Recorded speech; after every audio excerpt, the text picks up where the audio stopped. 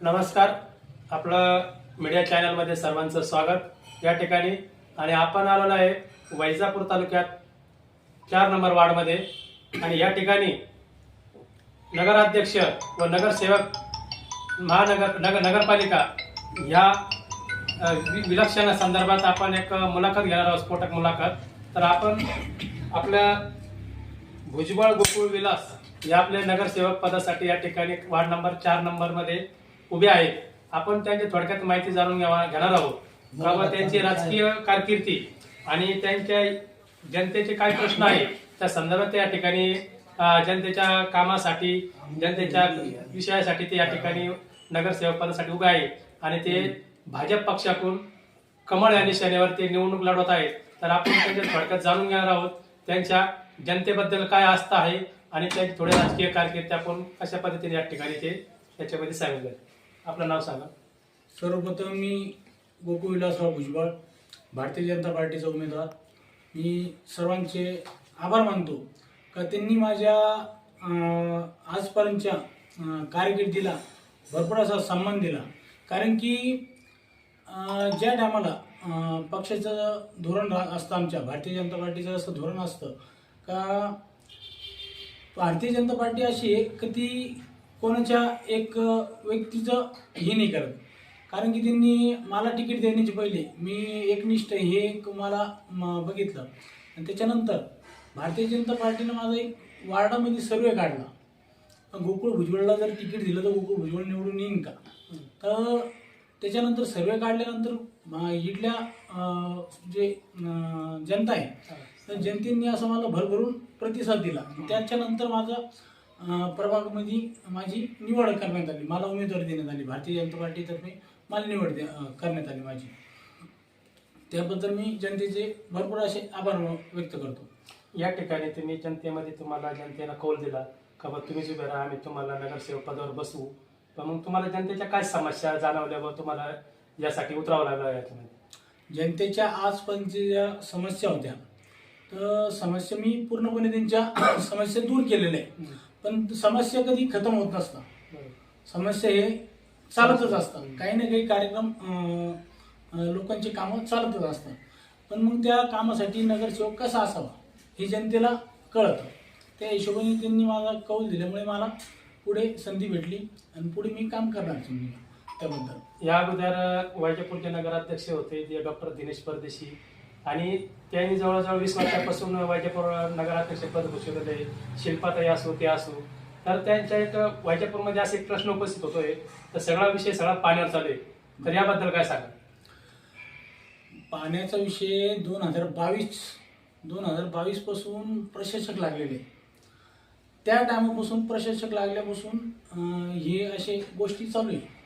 आणि बरेच लोक म्हणजे पाणी मी तर समजून घ्या, आता 2020च्या पहिले मी हेच पाणी वापरायचो, कोणतं आपलं नळाचं पाणी वापरत होतो आम्ही.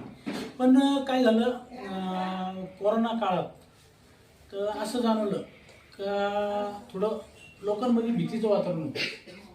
त्या टायमापासून लोक म्हणजे भरपूर असं स्वतःचं म्हणजे काळजी घ्यायला लागली. त्या टायमापासून मग लोकांनी समजून घ्या जारचा जास्त उपयोग सुरू झाला. जारचं काय म्हणजे की 2022 पासून काय जारच म्हणजे 20 वर्षापासून जार नाही चालत होते. जार हे आत्ता आलेली कल्ले पूर्वीपासून जार हे असं मुळीच नाही. हे आता समजून घ्या 2-3 वर्ष समजून घ्या प्रशासक होतं. प्रशासकच्या काळामध्ये आम्हाला तर खूप तकलीफ झाली. लोक आम्हाला काम सांगायचे आणि ते काम आमच्याकडून थोडंसं लेट व्हायचं. ते आम्हाला खूप तकलीफ व्हायची त्या गोष्टीची. तर प्रशासक काळामध्ये थोडंसं समजून घ्या त्रुटी टाकण्यात त्यांची कमतरता राहिली. भरपूर म्हणजे फिल्टरमध्ये कधी लाईट जात होती, कधी काय होत होतं, बरेचसे असे कारणं भरपूर आहे. त्यावेळेस समजून घ्या बरंचसं टेंडर बेसवर काम चालतं. म्हणजे काम करणारे माणसं त्यांची पगार होत असल्यामुळे ते थोडंसं लेट व्हायचे ते. कारण की मूळ तिथं सांभाळणारा माणूस नव्हता, त्याच्यामुळे थोडंसं लेट झाल्यानंतर 3 वर्षापासून थोडंसं चालू आहे. त्याच्या पहिलेचा कार्यकाळ जर बघितला पाण्याचा तर ते भरपूर चांगला होता. आता वैजापूर शहरामध्ये जवळ त्याचा सत्ताधारी आमदार असेल त्याने जवळ ते म्हणते मी 2 कोटी दिले, 3 कोटी दिले वैजापूर शहरासाठी. आणि त्याने ठराविक 1-2 कामं केलेले असते त्यांच्या तोंडाने सांगतायत. आणि पुन्हा सांडपाण्याच्या नाल्या 20 वर्षापासून मोकळ्या झाल्या नाही.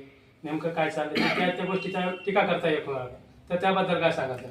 नाही, ते वैजापूर तालुक्याचे आमदार आहे. मी त्यांच्याबद्दल बोलणार, मी काही एवढा मोठा कार्यकर्ता नाही का, मी त्यांची माझी लेवल नाही. मी माझ्या समोरच्या माणसासोबत बोलत. आता ते त्यांचं बोलता, आणि मी एवढंच बोलू शकते, जो काही निधी आला काय आला तो महायुतीचा आला.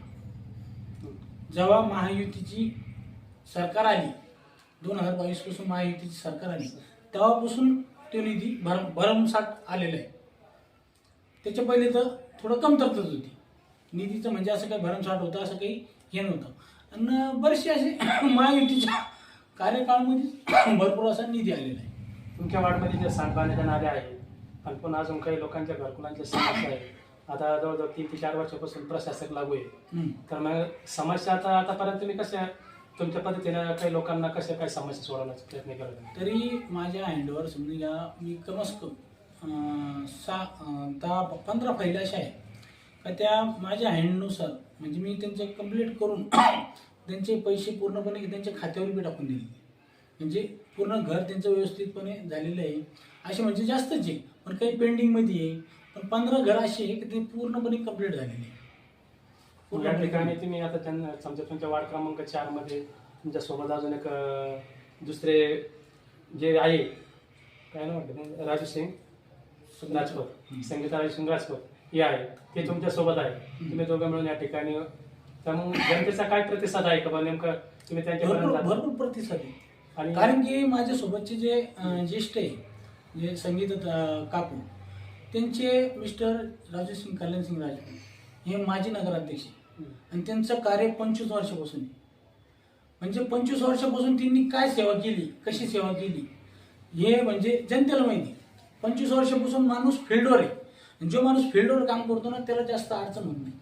इलेक्शन म्हणजे आमच्याकरता मला तर म्हणजे असं वाटत नाही की इलेक्शन लागली,